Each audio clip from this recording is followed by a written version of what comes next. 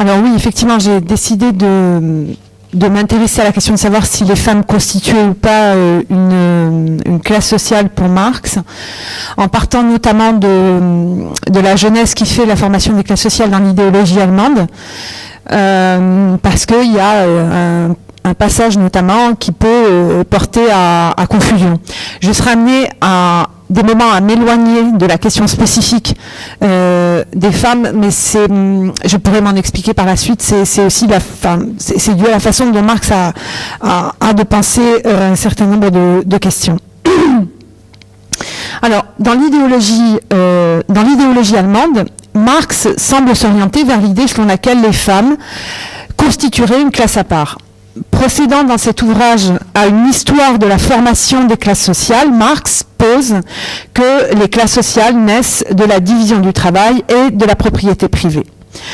Je reprends des choses que j'ai dites, bon bref, c'est pas grave.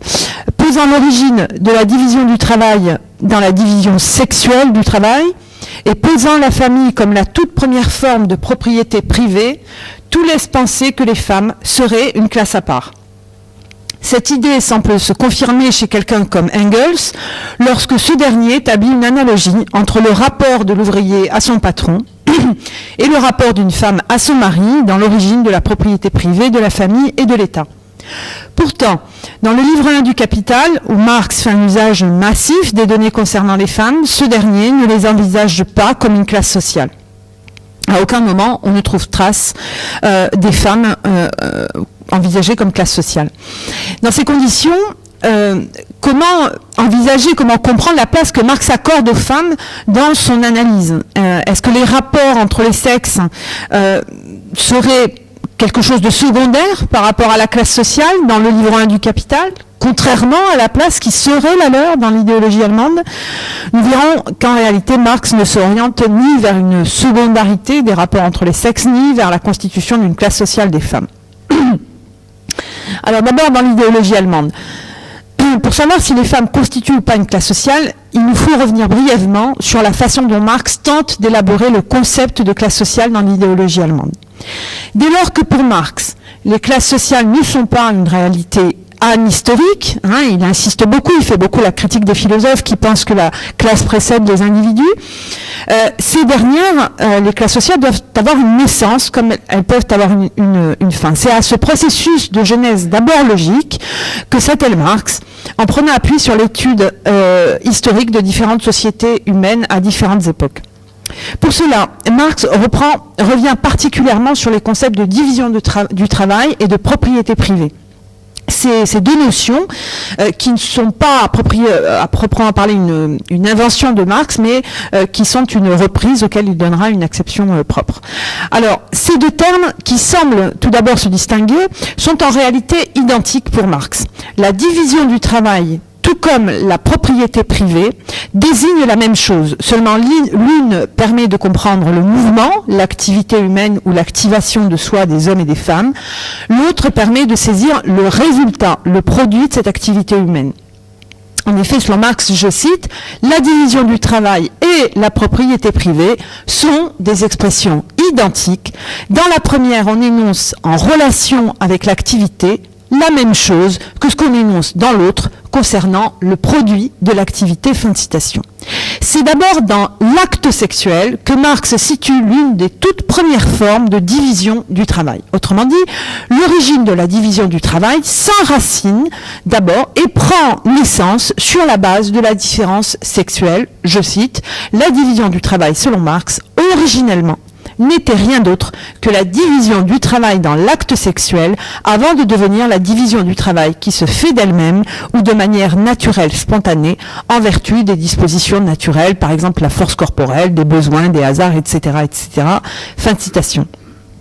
Comme le couple de termes division du travail et propriété privée ne vont pas l'un sans l'autre, c'est également dans la famille que Marx situe la première forme de propriété privée. Je cite, « La propriété, selon Marx, a déjà son germe, sa première forme dans la famille, où les femmes et les enfants sont les esclaves de l'homme.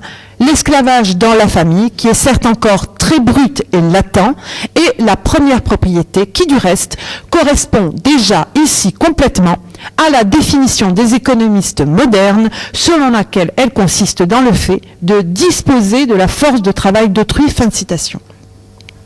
Cette dernière citation, limpide en apparence, nous porte à croire que les femmes sont susceptibles de constituer une classe sociale. Il va même plus loin puisqu'il avance que les femmes, tout comme les enfants, sont une force de travail à la disposition du maître, autrement dit le père et mari propriétaire. Tous les éléments sont ici réunis qui permettraient de penser que les femmes peuvent être une classe sociale. Nous avons d'un côté en effet une division du travail fondée sur la différence sexuelle. Cette division du travail pose d'un côté un maître, nécessairement et exclusivement jouisseur, de l'autre côté une femme et des enfants, force de travail à la disposition du maître propriétaire. Ainsi semble se confirmer la proposition d'Engels selon laquelle, dans la famille, l'homme est le bourgeois, la femme joue le rôle du prolétariat. En réalité, Engels part d'une analogie avec les rapports sociaux dominants, bourgeois-prolétaires, tels qu'ils existent dans le mode de production capitaliste. Il n'en va pas de même pour Marx. Une lecture plus attentive de ce passage de l'idéologie allemande montre que les termes dont Marx fait usage sont beaucoup plus équivoques qu'il n'y paraît, se mêlent entre des termes tels que esclavage, économiste moderne, force de travail. Autrement dit, Marx semble ici pencher d'un côté vers un modèle ancien, un esclavage patriarcal, tantôt vers les économistes modernes et la force de travail, autrement dit vers des rapports inspirés du mode de production capitaliste. Si le modèle est celui de l'esclavage, alors l'homme père est exclusivement un jouisseur, et la femme et les enfants des biens meubles capables de se mouvoir et de produire pour le plaisir du maître. Toutefois, Marx ici ne subsume pas complètement les rapports entre les sexes sous le modèle esclavagiste. Il pose la relation entre les sexes pour la penser à l'aune du modèle esclavagiste, mais c'est un modèle qui, pour brut qu'il soit, n'existe ici qu'à l'état latent. Autrement dit, il existe de façon non tout à fait réalisée, de façon transitoire. Il y a donc une certaine équivocité, du moins dans la terminologie, mais elle n'empêche pas d'avancer que si pour l'instant et en l'état les choses paraissent indécidables du point de vue du modèle dont s'inspire Marx, néanmoins, les femmes, tout comme les enfants, sont bien sous la domination du père et du mari. Pour mieux cerner la position de Marx relativement à la question de savoir si les femmes constituent ou non une classe sociale, ce dernier passage de l'idéologie allemande, aussi précieux soit-il, n'est pas suffisant et il convient de poursuivre l'analyse que fait Marx de la division du travail.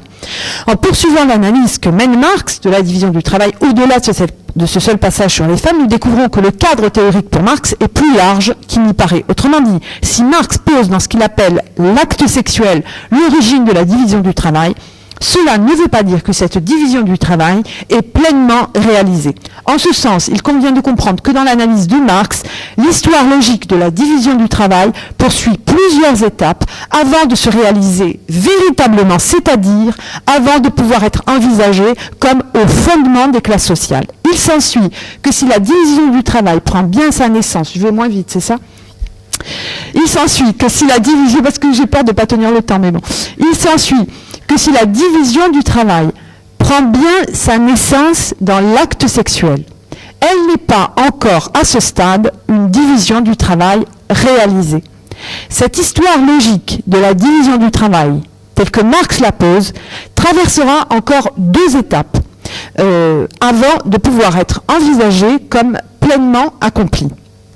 Autrement dit, entre la division du travail dans l'acte sexuel et la naissance des classes sociales s'intercalent un certain nombre d'étapes. Ce sont ces étapes que nous allons tenter brièvement d'appréhender afin de mieux comprendre à partir de quel moment il devient véritablement possible de parler d'une division du travail accomplie et donc de parler véritablement de classe sociale. La division du travail selon Marx ne prend un caractère effectif, et il souligne le terme, que lorsque nous assistons à une division du travail entre d'un côté le travail, ce qu'il appelle matériel, et de l'autre le travail intellectuel.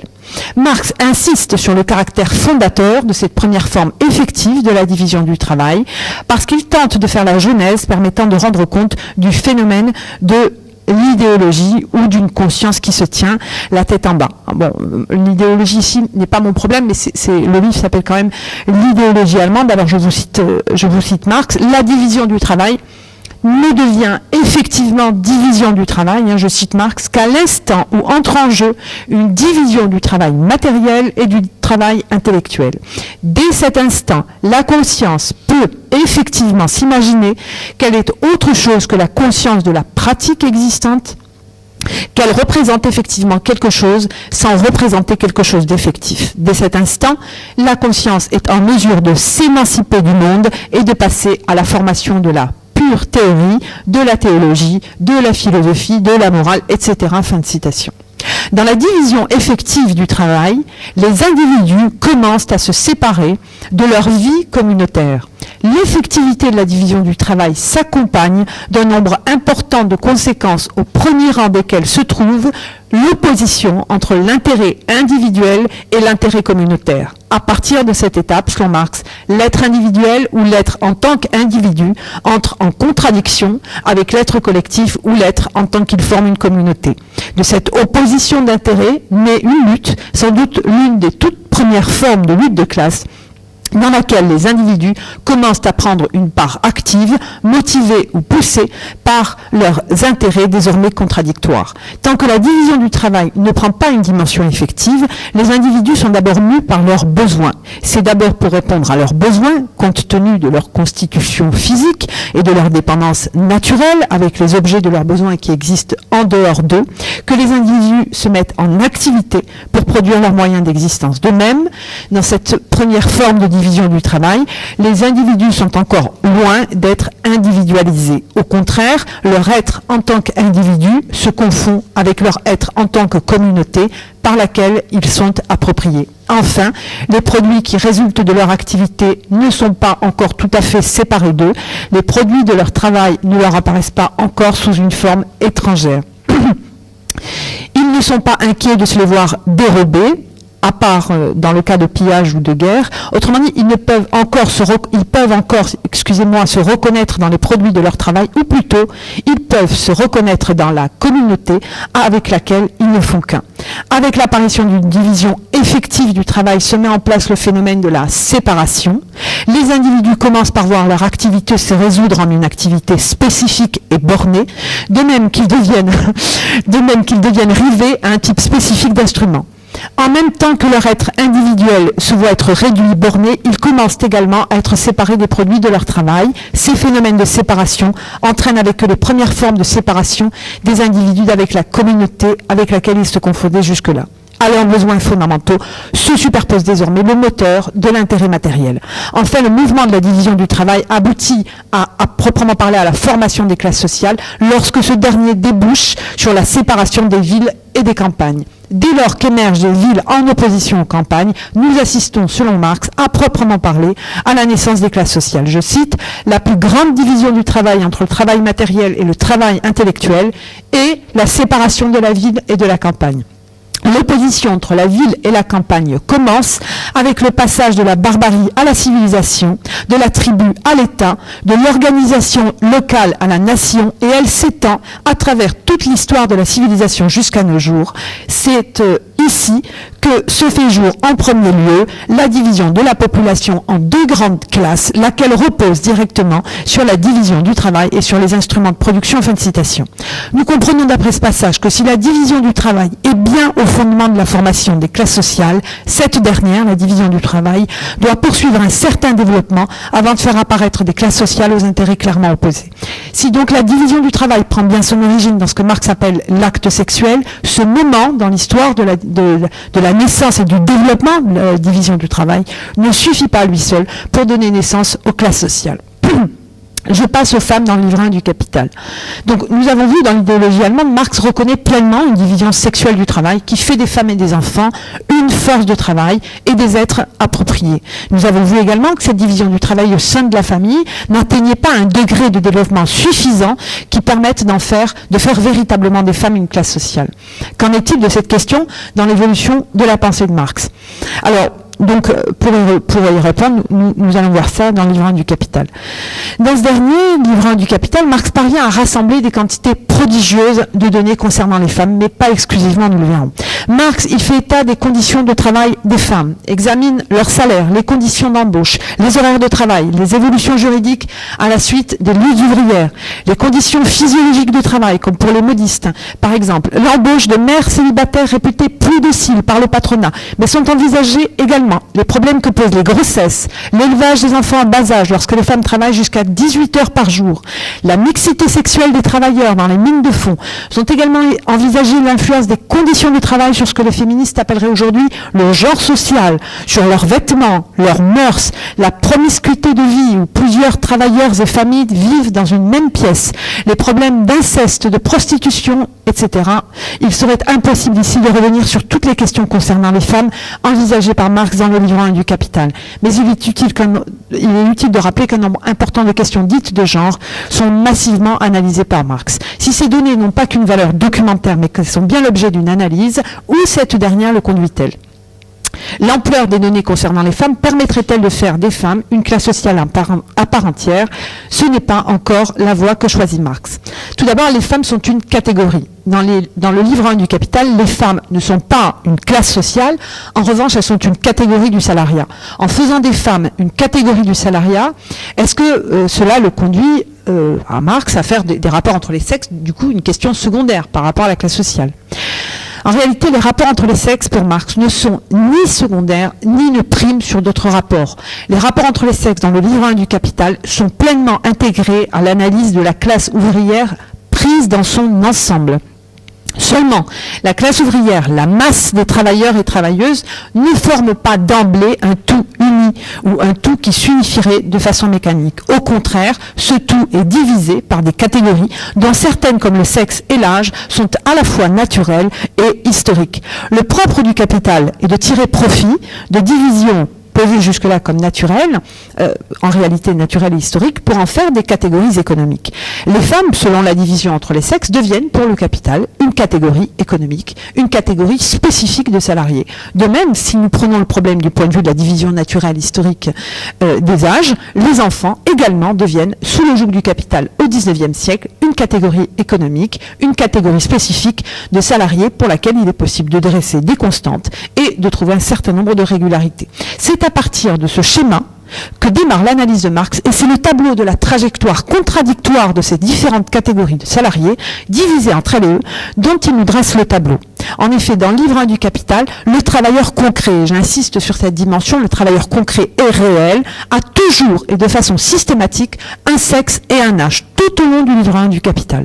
Par exemple, le salaire, bon là, c'est un exemple que je vous prends pour parler des catégories et de leur caractère, des constantes dont elles relèvent. Le salaire des catégories de travailleurs qui relèvent du sexe féminin et de l'âge adulte est en moyenne de moitié inférieur au salaire des travailleurs adultes de sexe féminin. De même, les individus subsumés sous une catégorie peuvent en effet présenter des constantes qui transcendent la classe sociale, comme par exemple la loi du Code civil de Napoléon, qui soumet l'ensemble des femmes mariées à l'autorité de leur mari. Donc il y a des éléments qui peuvent transcender la classe sociale. Il n'en demeure pas moins que les femmes, ici les femmes de la classe ouvrière, qui sont les seules à être l'objet de l'analyse de Marx dans le livre 1 du Capital, relèvent bien pour lui de la classe ouvrière. Deuxième point, les femmes sont une catégorie socio-économique, mais leur spécificité est de se trouver au cœur de la contradiction entre propriété privée familiale et propriété privée capitaliste. Donc la particularité de cette catégorie des salariés adultes de sexe féminin est donc qu'elle se trouve au cœur de cette contradiction. Dans l'analyse de Marx, nous ne trouvons pas de séparation radicale entre d'un côté le foyer, de l'autre l'usine. Dans son analyse, la catégorie des femmes adultes ne sont pas séparées entre leur vie au foyer et leur vie salariale. Elles sont au contraire saisies dans ce va-et-vient, dans cette trajectoire contradictoire entre le foyer et l'usine, en tenant compte des effets que cela produit, à la fois sur les différents membres de la famille, mais également des effets que cela produit en retour sur le salariat. La catégorie des femmes prolétaires relève d'abord d'un tout, qu'est la famille ouvrière. Au sein de ce tout qu'est la famille ouvrière, les femmes subissent la division sexuelle du travail, tout comme les enfants subissent une division générationnelle du travail. Chaque composante individuelle de ce tout qu'est la famille est envisagée de façon dialectique dans sa trajectoire entre le foyer et l'usine, trajectoire à laquelle se mêlent bien sûr les luttes ouvrières. C'est ainsi que se dessine une violente contradiction entre ces deux types de propriété privée. Si la féodalité qui affecte les rapports sociaux au sein de la famille est bien un héritage plus ancien par rapport à l'histoire capitaliste, il n'en demeure pas moins que pour Marx, c'est bien l'arrivée du capitalisme qui va toucher de plein fouet cette base économique et la famille et affecter la division du travail, la division en l'occurrence sexuelle et générationnelle qui caractérise cette forme de propriété privée. Dans ce cadre, Marx ne détache pas l'histoire du développement de la division sexuelle du travail au sein de la famille d'un côté, division du travail accélérée, enfin mouvement accéléré par l'arrivée du mode de production capitaliste, de l'histoire du développement de la division du travail au sein du marché du travail de l'autre. Dans le livre 1 du Capital, Marx tient les deux bouts des rapports, tient les deux bouts de ces institutions sociales que sont la famille et l'usine, parce que ce qui se passe d'un côté de la division du travail, à l'usine, a des conséquences sur la division du travail au sein du foyer.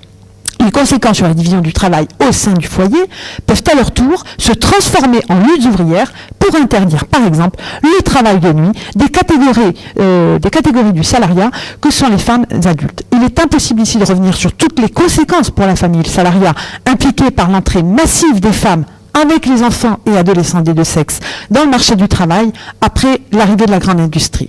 Néanmoins, nous pouvons voir que la question des rapports entre les sexes ne relève ni d'une question secondaire, ni d'une question prioritaire, mais d'un important problème de division catégorielle au sein même de la classe ouvrière et, d'autre part, d'un rapport contradictoire entre deux types de propriétés privées que sont la famille et l'usine. Et enfin, je conclus. Alors, nous avons pu voir que les femmes ne sont pas une classe sociale pour Marx, mais une catégorie du salariat. En ce sens, leur intérêt de classe est bien l'intérêt de la classe ouvrière. Mais nous avons vu qu'avant de viser leur intérêt de classe, les salariés sont soumis à des divisions catégorielles qui rendent secondaire leur intérêt en tant que classe. Toute la difficulté, donc là je ne ferai pas une conclusion politique, je vais conclure sur un problème plutôt théorique. Toute la difficulté dans l'approche des divisions catégorielles, quand on pense avec Marx, disons, repose selon nous sur la logique contradictoire du capitalisme. Les divisions catégorielles, dont nous avons vu qu'une partie repose sur des divisions naturelles historiques. Ces divisions ne sont vraies, entre guillemets, que du côté du travail concret, ne sont vraies que du point de vue des travailleurs vivants, en tant qu'ils sont et restent inséparables d'un corps en activité, qui sont les porteurs matériels de cette puissance subjective de travail. En revanche, dès que nous nous mettons du côté du travail abstrait, tous les travailleurs, quel que soit leur sexe ou leur âge, sont parfaitement égaux. Dans sa dimension quantitative ou abstraite, le travail général est indifférent aux différences ou divisions naturelles historiques. Ce qu'il saisit ou ce qui l'intéresse, c'est simplement le quantum moyen de temps de travail qu'il va pouvoir soumettre à la mesure. Toute la difficulté du penseur du capital est donc à la fois de saisir les travailleurs comme parfaitement égaux, dès lors qu'ils sont saisis à partir du concept de travail général, tout en tenant compte de leur division et du traitement spécifique dont ils sont l'objet du côté du travail concret. Voilà, je vous remercie.